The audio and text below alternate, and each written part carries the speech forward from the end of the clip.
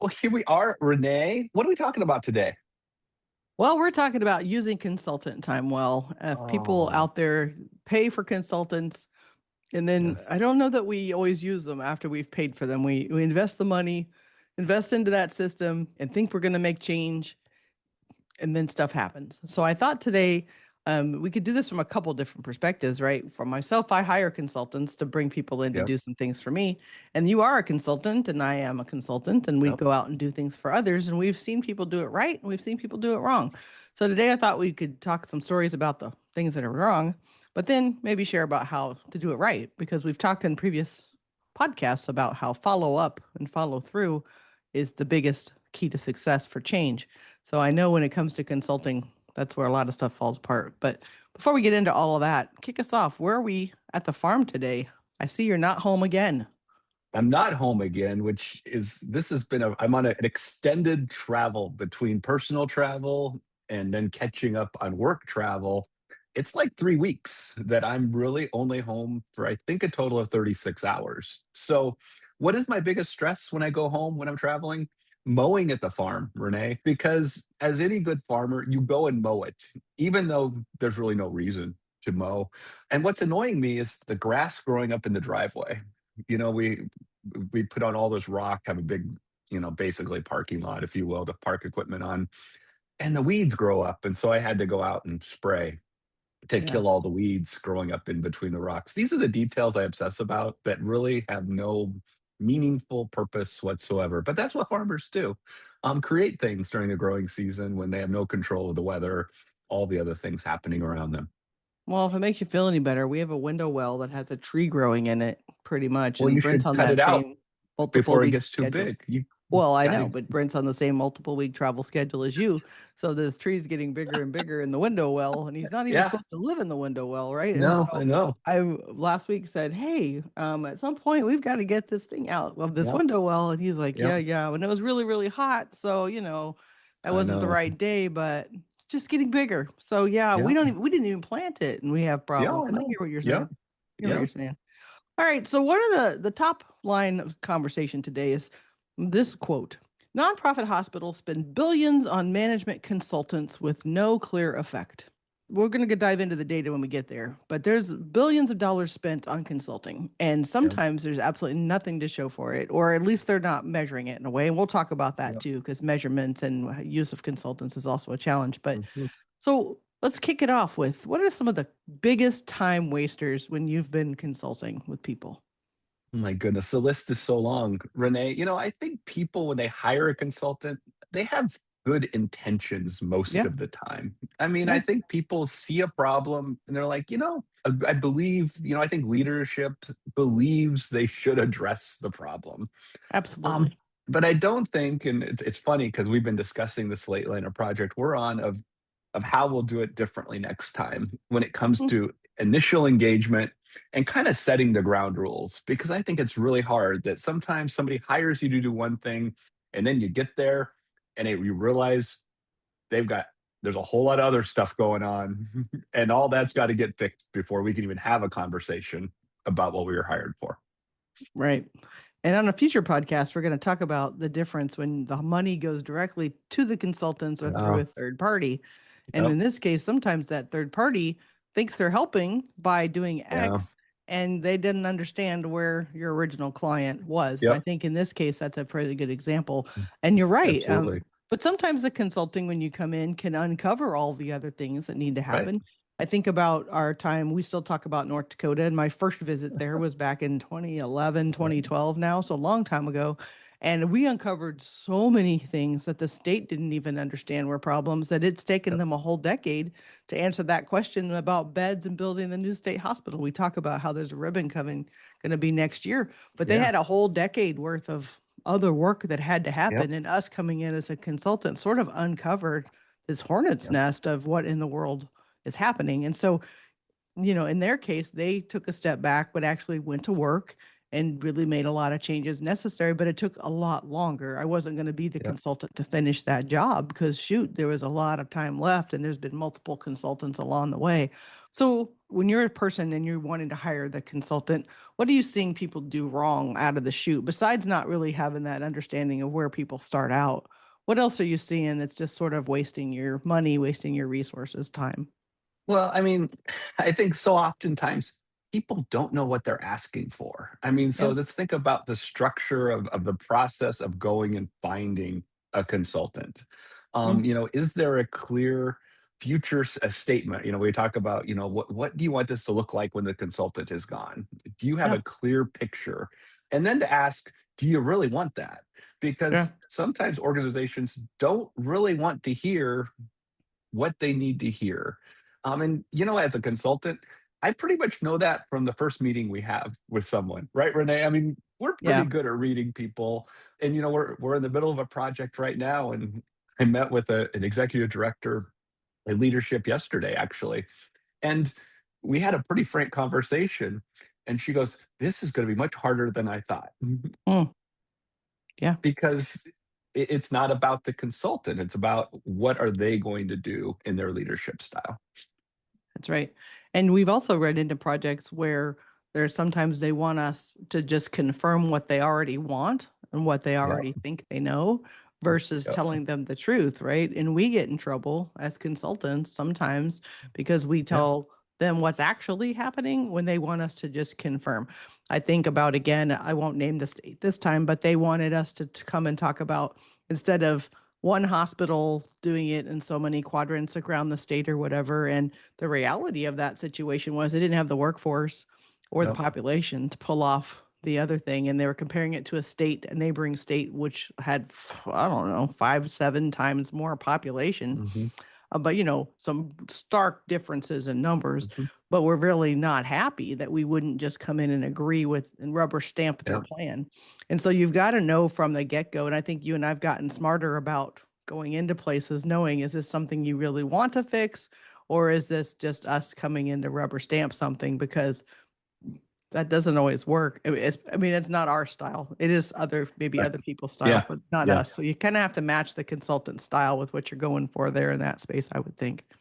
Right, and we're not cookie cutter consultants, so we don't go in with this No. process. I mean, I think about strategic planning, right? Like, we don't generally go in and just do the rubber stamp strategic plans. Usually it's really nuanced around our specialty. We know behavioral health. We know the Hmm. nuances and the ins and outs of all aspects of behavioral health. And so when we go in to really do planning and sit down and get to know an organization or a system, it's designed around their needs and their specific situation. And not one of those has been like another one. They are so different, especially as we get into rural areas because service lines are different. All of those things are different, right? So you have to learn to adapt around those things. But as I think about time wasters, right? And we Hmm. going back to, you know, it's so hard for people to do agendas anymore, Renee. Why don't people create the structure to focus things? Have you noticed this? It just in culturally across the board when you go to meetings? I do. I've talked about this on a previous podcast, and I'll say it again. I don't go to meetings without agendas. If I, Mhm. it's one thing for me to be in charge of the meeting and know, where it's going to go, and I make sure I have a plan. And if I don't have enough things to do at a meeting, I cancel that meeting because for me it doesn't Uh-huh. make any sense. We have a couple of them that we have the exact same things that we cover every single time, and they're very short. Like get the team ready to go for the week. Those don't have a written agenda because we go through the Mhm. exact same order, the exact same conversation every single time. And it's more like this is the it's just called work assignment. So it's just Mhm. this is what we've got on the calendar this week. This is how many of everything we have. This is the people that are on. These are people that are off. Blah blah blah. And it's really easy, but everybody knows the agenda because it's a repetitive one. In Mhm. other cases, though, I don't even do the meetings without agendas. And one of the things I had to start doing in government was taking meetings without agendas because Yep. government likes to stay busy and look like we're doing things. And a lot of times it was just talking about the agendas for other meetings and stuff. And I'm like, you know what? I don't have time for that. So I had to kind of beg out. And taking the meeting agenda concept to the next step is really project mapping. And Yeah, and I think about this in anything that I do is like this meeting connects to this meeting, connects to this meeting. And these are the threads that we're going to look at that's right. because then that's how you build out the future agendas. So you get to your end goal or the objectives that you want to reach. And I always say I'm shocked, and I shouldn't be shocked anymore. But we've been doing more and more coaching with leaders around, let's create a map, literally of how you're going to get from point A Yeah. to point B over these 6 meetings. And I had someone yesterday on a different, I've been doing Zooms all day long for 2 days straight, Renee. And and one of the people looked at me and goes, "This is a great idea. You mean if I write it all down, then I can take that to my supervisor and I can help keep the visionary on track because it's in writing in front of me, and then I won't get flustered. And then I'll be more secure in what I'm trying to say." And I said, "Yeah, that's correct." And they were like, "This is amazing." We Yeah. had we had literally had a 10-minute meeting. We canceled the rest of it because she's like, "I need to go work on this because Yeah. then you can give me feedback on it. And that's a much better use of your time." So going back to time management, sometimes an hour meeting ends up being a 10-minute meeting because we just need to get clarity on what everyone's role is supposed to be. And we're going Right. to be much more effective of helping to revise that plan than we would be of talking it through when that person wasn't ready to do that yet, but had all the tools and the capacity to go do it on their own. Right. And in that conversation about mapping out your plan is mapping out the people that need to be in the room. Yep. And the attendance of those important people, the key people, the right people, makes all the difference in the world. And so Correct. we've both been in consulting gigs Mhm. where the wrong people show up or nobody shows up. And Yep. then the resources, the money that's being paid to the consultant to meet no one or the wrong people who have no power to do whatever is done is crazy. Oh, yeah. So you go back to that statement earlier about how there's no clear effect. Well, that's one way to get no clear effect is the people that needed to be present to make the decisions didn't go or Mhm. didn't put the right person, like give the right person power to show up to Yep. make those choices on their Yep. behalf. They can have a designee, which makes sense, but they need to have the power to move Yep. forward and to make choices and decisions. That just doesn't happen sometimes. And it's painful as a consultant. And as you know, we go to rural areas. We go to the far reaches of North Dakota. We go to the northwest corner of Colorado. I go to the furthest reaches of Southern Illinois. It's not easy to get to any of those places. And when I No. get there and half the room isn't there of the people who are organizing and coordinating the meeting, it's Mhm. really hard because we only get 6 meetings, and I put 3 days on hold to be there and facilitate the discussion. Right. And if you don't have the right people in the room, how are you going to get the work done? Right. And what people don't understand is you still get paid, right? The consultant Oh, still yeah. gets paid. So it's like if Right. you come and read the newspaper and you're just hanging out and having, hanging out at the hotel and reading your newspaper and checking your email, you're getting paid regardless because that's Yeah. part of the deal. So that's when you're thinking about it as a person hiring the consultant, it's like what are you using them for? So even in those cases, if I don't know, like the person that you talked to yesterday, even if you weren't using it for the original design, what ended up turning into something was valuable. But, Yeah. sometimes that doesn't happen. The person just No. disappears. And so then the original thing didn't get done. And now you're sitting in this town for 3 days with nothing to do. And they're not Right. even using your expertise in any area, which doesn't make Yeah. sense. So it's like, so if you've hired the consultant and then it's not going the way you thought it would, having a plan B or something for the consultant to do, you're paying them to Hmm. do what? Right? It's Yeah. like see the countryside at this point, right? It's Yeah. kind of crazy. Another topic I wanted to bring up is sometimes when you get stuck, instead of putting things in the parking lot, but those unsolvable issues Yeah. where you get in, if though then people start to show up and then they just want to complain about the thing that isn't even really the topic or the fixable thing that's even mapped out. And what Yeah. have you seen in that? What are those unsolvables that come up that people just get stuck on? Well, a lot of times it's policy and Yeah. variations between state law and federal law. We deal a lot. The best example that comes top of mind today is HIPAA. We have a lot of HIPAA things that come up. And a lot of times, state law, depending on what state you're in, is more restrictive than the federal legislation. And so you're Hmm. stuck with what the state law says you have to do. And so we Hmm. can complain about it all day long. It definitely impacts patient care in many of the states we work in. Um, Right. but there's nothing we can do about that. So we have to look at what are the things that are solvable. Sometimes it's really hard to reel people back in. And it was funny. We were at a meeting yesterday, and we actually did a clinical pathway, and so we mapped the entire process through an emergency department. It was a lot of fun. I'm a nerd, Renee.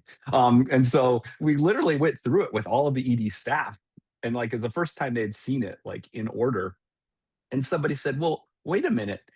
If we got a release of information for the behavioral health folks, it wouldn't matter about all that confidentiality stuff if we got that at the beginning, because then we could just make our phone calls when we got to the point we needed to contact everyone. And they're like, why can't we do that? And literally the CEO, you had the compliance people in the room, they all looked around and go and went, but it's not a checkbox in the system. And so then it took someone to say, how do we make it a checkbox in the system so that it just comes up? We Right. solved the problem without spending all of our time on the unsolvable part of it, because we were Right. able to get to a place where there's another way to solve the problem. But so oftentimes we get stuck. And Yeah. that's the hard part of drawing people out of that. Right. And one of the other ones I know we always run into is workforce. And people are Yeah. complaining that they can't do this, that, or the other because people aren't there. But the reality is they still have to do it and they're the ones there. So it's like, in spite of the fact that you don't have enough people, you still have to do this job and you're still graded on it. You're still held accountable to it. So let's work with those who did show up and figure out how to make it Right. better for you. Yes, will it be improved even later if more people come on board and you have more workforce? Absolutely. But in the meantime, you're still stuck in the ED with the person you I, don't know what to do with. I can no longer handle workforce conversations Oh, that's because so hard. more of the meetings I'm in when I'm consulting, we have people at the table, like those peer groups and other folks who say, we would send people to Yep. help you. Like Yep. there is untapped Yep. workforce in every community I've been to. Yep. And I'm not saying there's some specialties, there are issues. I'm not saying there's not, but Right. in general, if you use everyone to the top of their license, you can get so much more productivity across the entire system. And so whenever people say workforce, literally, I have to stop my eyes from rolling back in my head.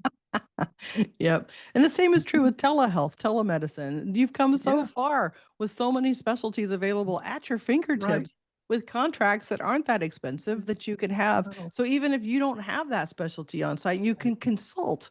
I mean, I yeah. think back to that gentleman that we ran into at the one conference with where he had the headset on, Yes. right? He had the people talking to him right on his head, right? Yeah. And if that guy can figure out how to do that, hey, we could pick up a phone and talk to the Yes. professional in the neighboring Yes. county. It's just a workforce thing, and they don't think about it because we don't have our person right here. This position's open. Okay, but you still have to do that job. So then how do you consult and get that information that you need Yes. for the people that are still showing up while you're looking for your personal Mhm. psychiatrist to walk through the door? And so, yeah, you're right. But it is another one that I've been to, I don't know how many meetings where it sort of it goes downhill into that whole thing like that, or funding mechanisms, or just all those things that are always going to be a topic. But there's so much we can do strategically with a consultant if you don't get in that quagmire of nonsense, if you can pull yourself out. So let's roll into the data. What's really fascinating, and I don't know if you knew this because I pulled out this stuff, but nonprofit hospitals spent more than $7.8 billion on management consulting Yeah. over recent decade. That's about 15, almost $16 million a hospital. That's a lot Yeah. of money. And so they're It pulling them in. is. Now, that's not just behavioral health consulting, that's all No, kinds. But that means that there's money for those that are consultants in the audience. There's money to consult to do things, but it's also like, what do they get in return for those investments? yeah, I think it's hard to I think sometimes it's hard to quantify. I mean, some of those are contracts of just holding administration together during times Yeah. of turmoil. I mean, we see a lot in rural. I mean, there's a rural hospital we've been trying to meet with the CEO, and every couple of months it's a new CEO that's brought Oh, in wow. literally under contract just to hold the place together because they Hmm. they can't they don't have the stability. I mean, so there's lots of different types of contracts when we think about this, but there's lots of initiatives that start but never go anywhere. There's Right. lots of initiatives that don't ever really get the legs to move forward. And so, I think about, on a per initiative basis, if the data shows us that they're not sure if it's helping or not helping, we really should ask ourselves what's wrong with the system that it's so complicated. We have to bring specialty people in to help to unwind it, but then we don't know what to do with it next.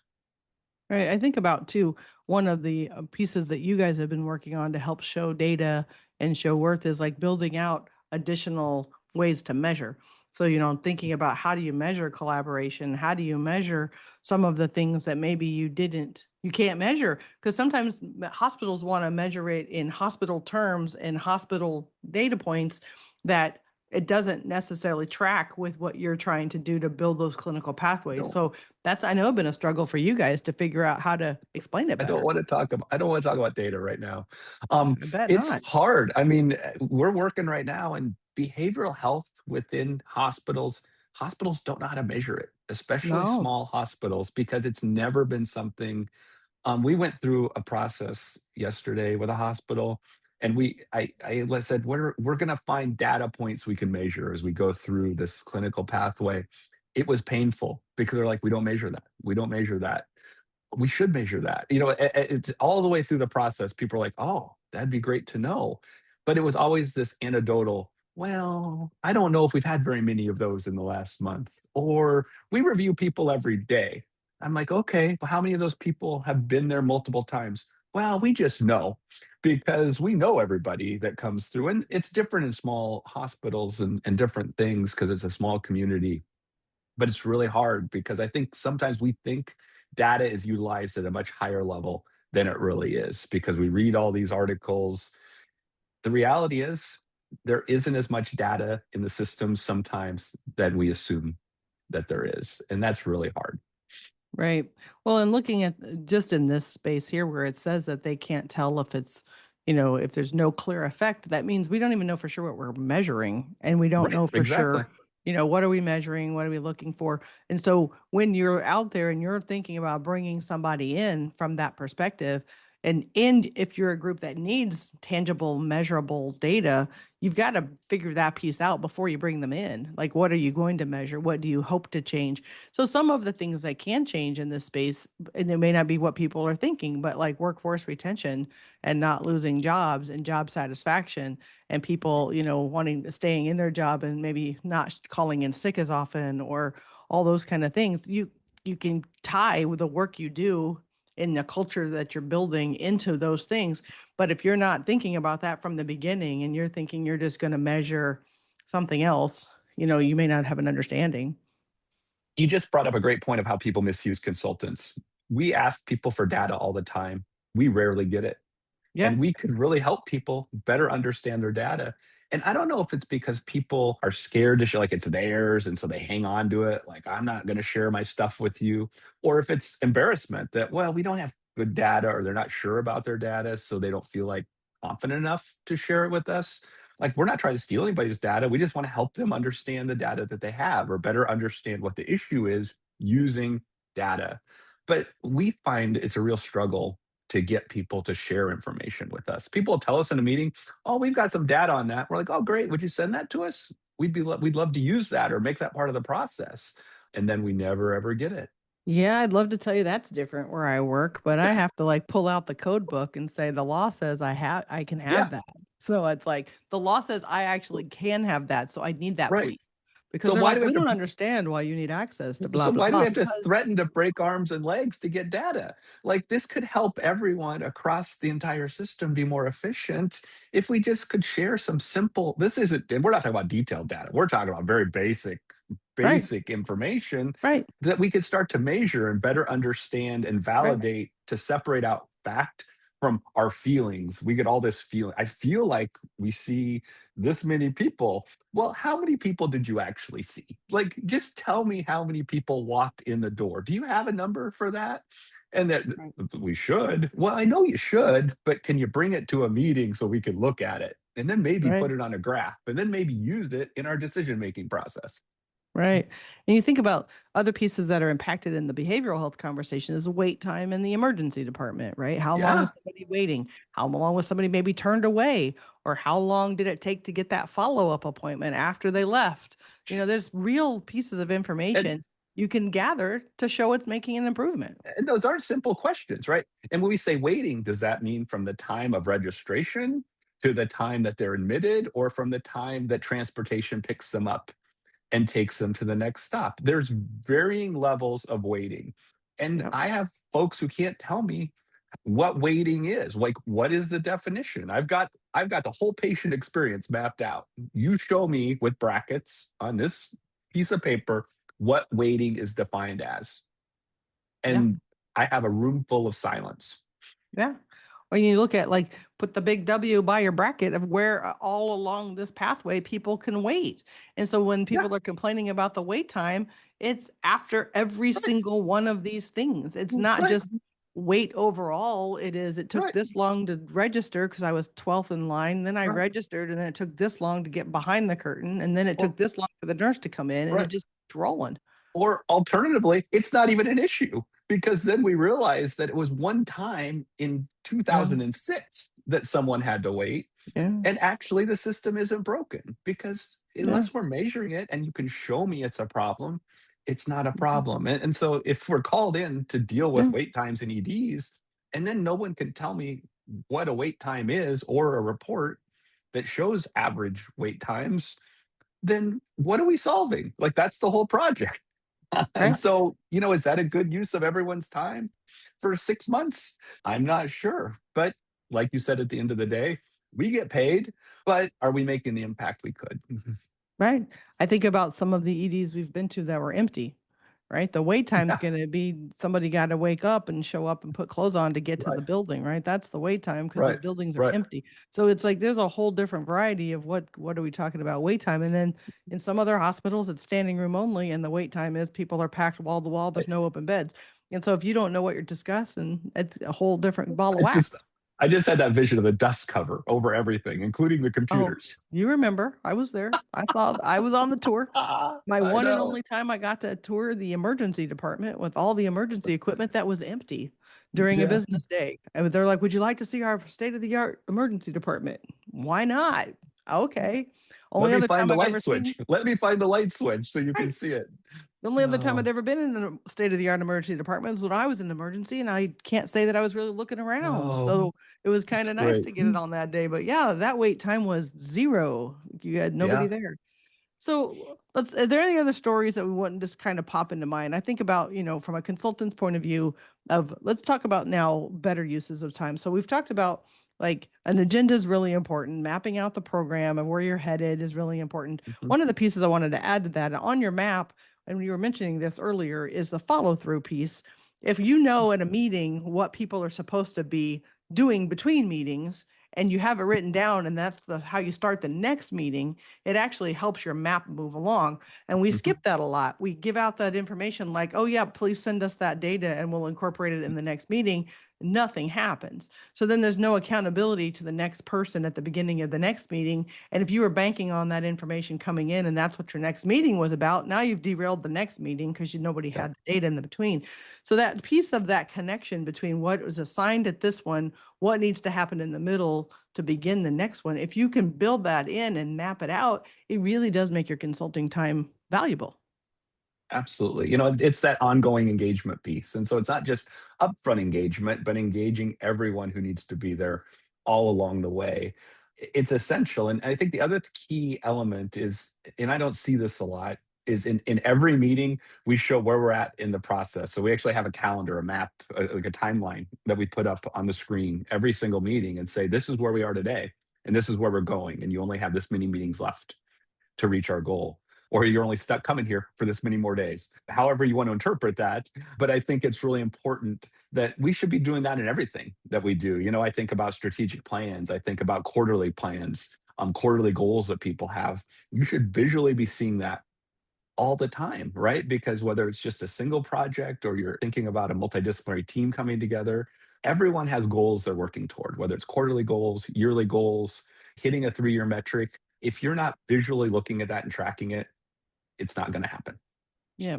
I think about when I was in the legislature and we were redesigning the mental health system, the way that thing got kicked off was they put a sunset in the code and Yep. said, if we don't get a new one created by this Yep. date, this whole thing goes away. And that put that pressure on Yep. people to have to meet. And then you knew the timeline was coming because the date was in code and you were Yes. going to sunset whatever it was. And you can do the same things with your policies in the office and be like, we don't get Yes. this settled out, we're going to change this contract, fire these people, whatever, and Yep. you then give yourself that deadline to get it done, and it keeps people on track, gives people like a target, and kind of a goal because it makes it more important than just continuing on where it's just no better and it doesn't Yep. change day in, day out. Yep. So, anything else before I dive into the recovering politicians No, policy? dive in. I think we've covered it all. We've covered it all. Well, this week's recovering politician self care policy is about being flexible. I've learned that I am more flexible when I've taken care of myself and have a little more margin in my life.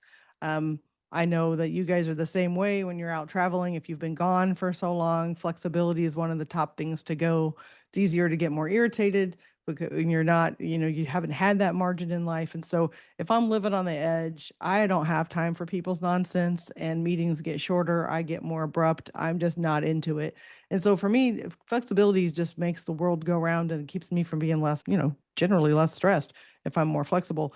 But I can tell that's a piece of me that goes away the more stressed I get. And so I'm really learning into diving into that. And if I'm really needing my way about something, it's my way, the highway, I get really upset about my point of view. I can Mhm. tell my flexibility is off and there's something I Yep. haven't taken care of for myself. And so it's been really good for me to kind of practice that this summer. I know while y'all are out and about, I'm having a good time just being home. And I haven't been home this long, quietly home for a very long time. And so I'm in a different place Yep. because I'm like, wow, my brain is thinking pretty clear now. I can be more creative. I can figure out I've got some bigger issues in life. What am I going to do about those things? And so it's just different, but you can tell the difference when you have that. And so, Jason, I know you haven't really had the flexibility. You're only at your house 24 hours here and there. Well, but I think that makes me more flexible, and it's really a mindset because when we're Yeah. traveling a lot and there's disruptions, right? Like we have to plan on there being disruptions, especially when we're flying these days. It was Oh, funny. yeah. My son's girlfriend is traveling with their family, and they were going to Glacier National Park this week, and my son started texting me and said, my girlfriend texted me and said, I need to know what Jason would do because their flight got canceled out of O'Hare. And so they were like, I know somebody who can help us navigate horrible travel challenges. And part of that's because we've learned to be flexible, Mm. right? Like we can get really stressed out about not getting somewhere or, getting stuck in an airport for 4 hours because a flight gets bumped and delayed. But we've figured out, well, there's a silver lining. It's more time to do this. You have to be flexible to manage, especially when you're a consultant traveling across multiple states. And so I think it's a mindset, it's a lifestyle change of thinking about, okay, how can I do these and navigate these challenges? And the other day I took a bump and got $750 from United because I took a flight that was 2 hours later because they overbilled something. And so Nice. I find the silver lining in those things. I'm like, well, I just go back to the lounge and eat more. So, and it's all free, right? So it's like, that's not a horrible thing. But That's funny. flexibility is so important, right? Because we don't train ourselves to be flexible. If we get all caught up in it has to happen in the way it's supposed to happen. It's just like work, right? Nothing ever happens on a day that you think it's going to. Things are going to change. Things are going to come up. It's all about how Yep. we respond to that, Renee. And we talk a lot about this in our trainings. It's all about our response. And so I've trained myself to be more flexible as we've Yep. gone through, and it does create a much Yep. steadier emotional well-being, let me tell you. Yeah. I would have never seen Spokane, Washington, and Idaho if I would have really Right. been bent on When actually showing up to when speak at a conference in right. Montana. When your plane takes off and you end up at a different airport than where you're supposed to land, that's you just flexibility. you Yeah. just go with, well, that wasn't Yeah. how that was supposed to go at That's all. absolutely right. Well, today, everybody, we talked about consultings and leveraging the consultant time well, and we gave you lots of examples of how, consultants get paid whether you use their time well or not, and they're there for your benefit and there for your guidance. And so if the original plan doesn't work, you probably ought to have a plan B in your pocket so you can still use them because they're getting paid regardless. And there's a lot of data out there showing that lots of hospitals are spending a lot of money in consulting, but maybe not able to show what they're using it for. So before we go, please don't forget to follow us on LinkedIn, Facebook, or YouTube. If you do, leave us a positive review. We send you a prize. Thanks, everybody. See you next time.